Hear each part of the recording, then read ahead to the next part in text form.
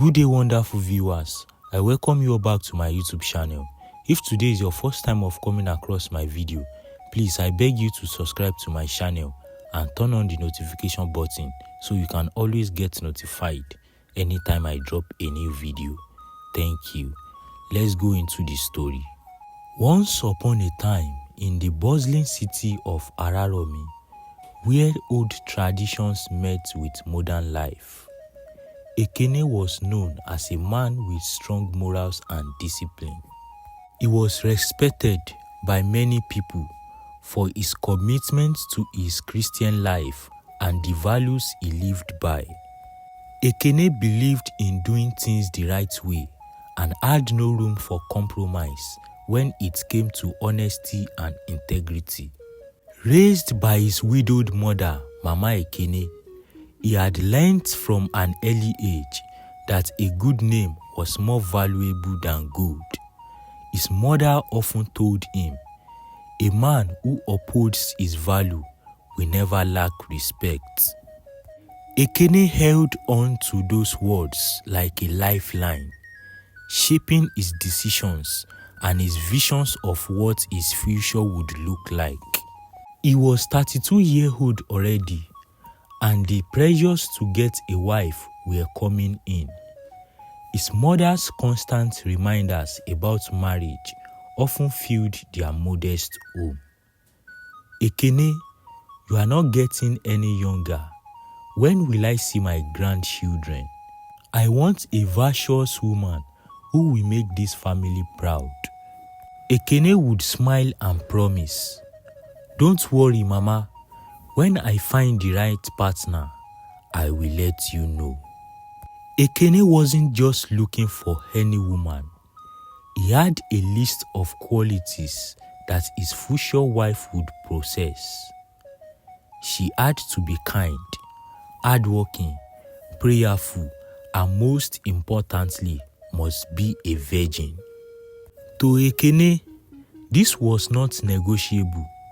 It wasn't just a matter of personal belief, but something he felt that the society expected of every woman who would one day carry his name. In another part of the city, Nneka lived a very different life. She was the eldest daughter in a family of 4 children, raised in relative privilege. Her father, Chief Anozie, was a wealthy businessman who had always encouraged his children to embrace modern values. Her mother, on the other hand, was a strong advocate for tradition. This clash of ideologies often left Nneka walking a fine line between being the obedient daughter her mother wanted and the independent woman her father encouraged her to be. Nneka had dreams of her own. She was ambitious, career-driven, and extremely intelligent. But beneath her confident exterior was a secret she carried like a heavy stone. At the age of 19, during her first year in the university, she had fallen deeply in love with Shuka, a senior student who promised her the world. She believed him when he said they would get married, that their love was eternal. But after she gave him her heart and her body, he left her without explanation, leaving her heartbroken and ashamed. Years later, Nneka had rebuilt herself. She had learned to look away that part of her past, focusing instead on her career and personal growth. She was now 30 years old, a successful business analyst and admired by many. But her parents had started to worry. "Nneka, you are not getting younger. We need to find you a husband before people start asking questions," her mother often said. It was during a church conference on business ethics that their paths crossed. Ekene, a deacon in his church, had been invited as a guest speaker. Nneka, who only reluctantly agreed to attend, was seated in the second row. She hadn't been paying attention until Ekene began to speak. His deep voice carried a mix of authority and humility that immediately caught her attention. Ekene noticed that too. There was something about the way she held herself, elegant yet approachable. After the seminar, he approached her with a warm smile. "You seem to have been paying a lot of attention. Did I do well?" he joked. Nneka laughed, and from that moment, they exchanged contacts and their connection began. Their courtship was steady and intentional. Ekene admired Nneka's intelligence and grace, while Nneka was drawn to Ekene's sincerity and traditional values. They prayed together, attended church services, and spent hours discussing their dreams for the future. But there was one topic that always made Nneka uneasy: Ekene's strong stand on virginity. "For me, purity is everything," he said one evening during a walk in the park. "I want to build my marriage on a foundation of trust and God's principles. That is why I've waited and I've never had sex with anybody since I was born." Nneka forced a smile, her heart sinking. She wanted to tell him the truth, but each time she tried, fear held her back. She told herself that her past didn't matter, that it was behind her. "He loves me," she thought. "That should be enough." Some months later, Ekene proposed in a grand gesture in front of both families and friends.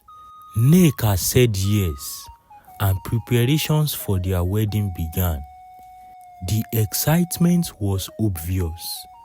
Mama Ekene was overjoyed, declaring to anyone who would listen that her son had found the perfect wife. Nneka's parents too were proud, though her mother couldn't shake the feeling that Nneka was holding something back.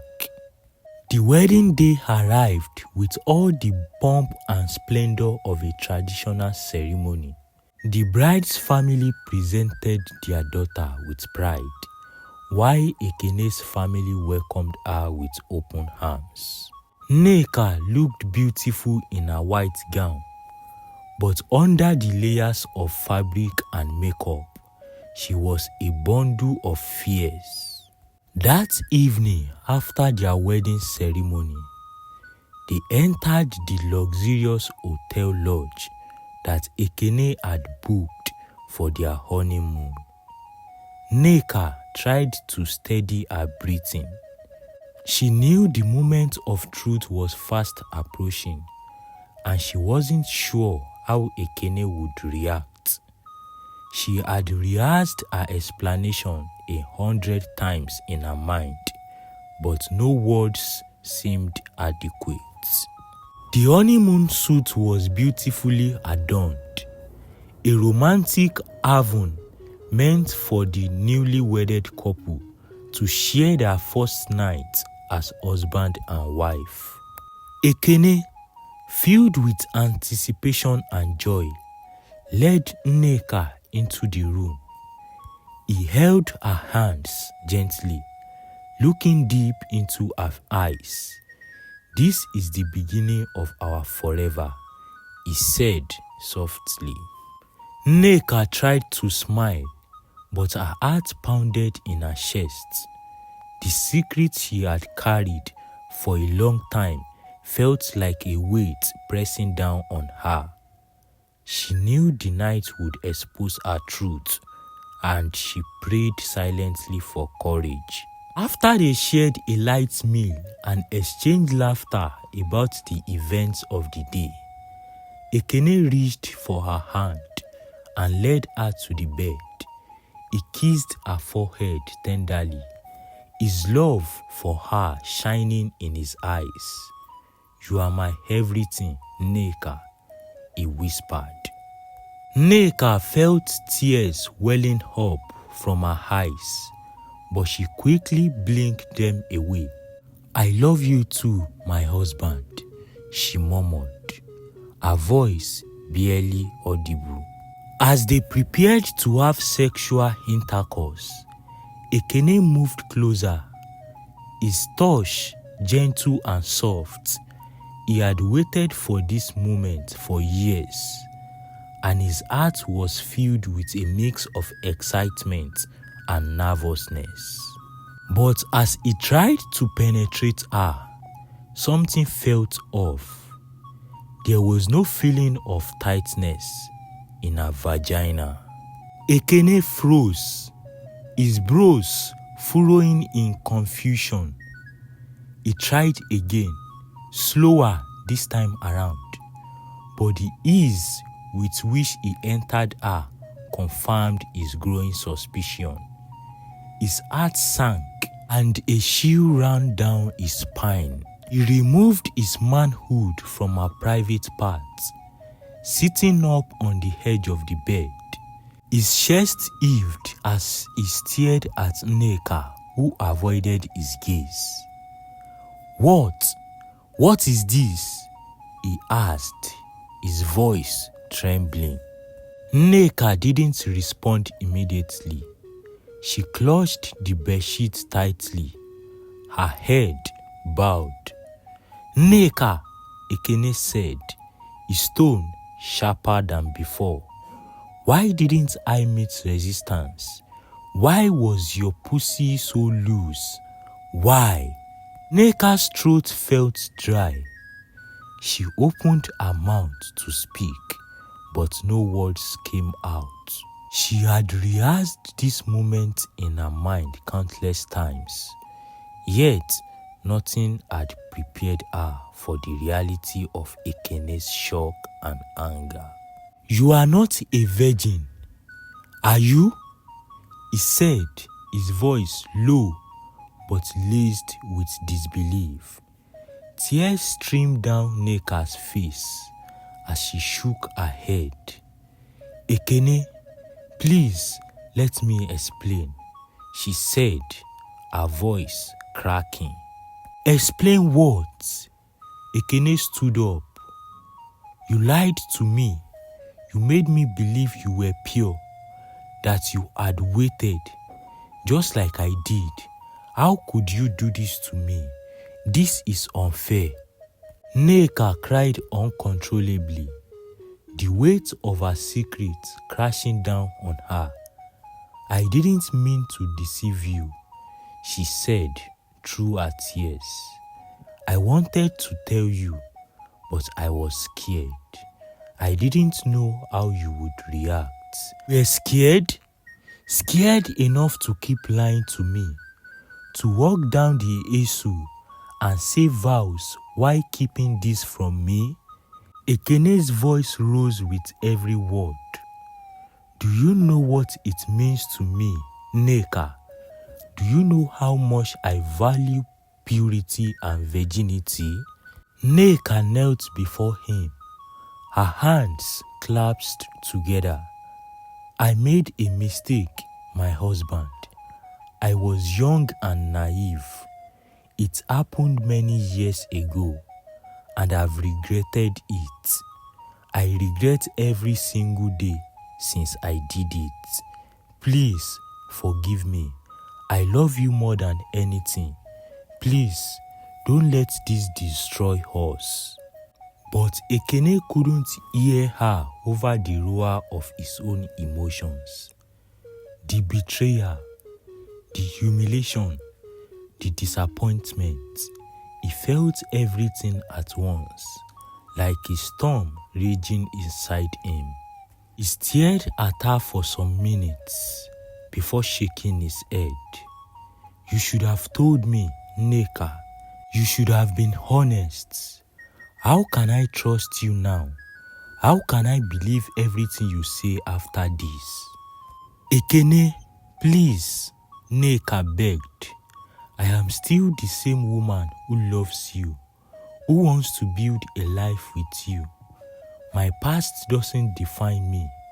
Please, give us a chance. Ekene left the hotel room, his thoughts spiraling out of control. His chest tightened as he imagined the ridicule he might face if people found out. What would Mama think? He wondered. She had always told him to marry a woman of virtue. And now, on the very night he was supposed to begin his marital journey, he was confronted with what felt like a betrayal. Nneka remained on the floor, her hands clasped together, tears streaming down her face. Ekene, please, she begged. I didn't mean to hurt you. I was afraid. I didn't want to lose you. But her words fell on deaf ears. Ekene's mind was already consumed by a single thought. She lied. I trusted you, Nneka, he finally said, his voice cold and distant. You knew how much this meant to me. You knew, and you chose to keep it away from me. I love you, Nneka said. Isn't that enough? Ekene turned away from her. His jaw clenched. Love? Love without honesty is nothing. I don't even know who you are anymore. That night, Ekene slept on the couch, leaving Nneka alone in the bedroom. She cried herself to sleep, her heart breaking with every passing moment. She had feared this exact outcome, but the pain was far worse than she had imagined. The next morning, the tension between them was unbearable. Ekene barely spoke a word as they packed their bags and returned to their home. Nneka tried to initiate a conversation, but Ekene's responses were so short and brief. The man who had once looked at her with so much love and admiration now couldn't even meet her eyes. Back in Araromi town, the news of their broken relationship began to spread. Ekene confided in his best friend, Ade, who instead of offering a support, fueled his anger. My guy, Ade said, shaking his head. How could she deceive you like that? You deserve someone better. Everyone will laugh at you if they find out that she was not a virgin. Ekene also turned to his mother, Mama Ekene, who was furious when she heard the truth. What kind of woman hid something so important? She fumed. Ekene, you cannot let this slide. She has disgraced our family. Nneka, on the other hand, had no one to turn to. Her mother noticed her daughter's sadness and tried to get her to open up, but Nneka couldn't bring herself to reveal the truth. She feared her parents' disappointment and judgment. Days turned into weeks, and the distance between Ekene and Nneka grew wider. Ekene moved into the guest room, refusing to share a bed with her. He avoided her at every turn, throwing himself into his work and church activities to distract himself. Nneka tried everything to win back his trust. She cooked his favorite meals, left him heartfelt notes, and even sought counsel from their pastor. But Ekene remained unmoved. He had built a wall around his heart, and Nneka couldn't find a way through. One evening, after another failed attempt to talk to him, Nneka decided to confront him directly. "Ekene," she said, standing in the doorway of the guest room, "how long are we going to live like this? We are supposed to be husband and wife. Can't we at least try to fix this?" Ekene looked up from his laptop, his expression unreadable. "Fix what, Nneka? You broke something that can't be fixed. You lied to me about who you are. How do you expect me to move past that?" "I made a mistake," Nneka replied, her voice trembling. "But that doesn't erase the love we have. We can rebuild, Ekene. We can still have a future together." Ekene shook his head. "I don't think I can ever look at you the same way again. Every time I see you, I am reminded of your lies." The argument ended with Ekene walking out of the house, leaving Nneka crying on the floor. As the weeks dragged on, rumors about their marriage began to circulate in their church and community. The final straw came when Mama Ekene confronted Nneka directly. "You have brought shame to our family," she said, her voice laced with venom. "My son deserves better than a woman who can't be honest. If you truly love him, you will leave him alone." Nneka was devastated. She had already lost Ekene's trust, and now she was losing the respect of his family as well. She knew she couldn't continue living in a house where she was no longer wanted. One evening, while Ekene was out, Nneka packed her belongings and left. She wrote a letter, pouring out her mind and asking for forgiveness one last time. She didn't know where she would go or what she would do, but she couldn't stay in a place where she felt like an outsider. When Ekene returned home and found the letter, he felt a pang of guilt, but quickly buried it under his anger. She made a choice, he told himself. Years passed and Ekene remained single.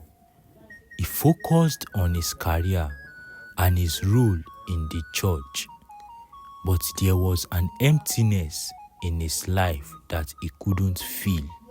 He often thought about Nneka, wondering if he had made the right decision. As for Nneka, she moved to a new city and started all over. She built a successful career and found peace within herself. Though she never remarried, she learned to forgive herself for her past and the mistakes she had made. Their love story became a cautionary tale in the community of Araromi. It became a reminder of the dangers of unrealistic expectations and the importance of honesty in relationships. We've now come to the end of the story, guys. If you find this story interesting, please support me by subscribing to my channel and turning on the notification bell so you can always be the first person to get notified anytime I drop a new video, just like this one. Thank you.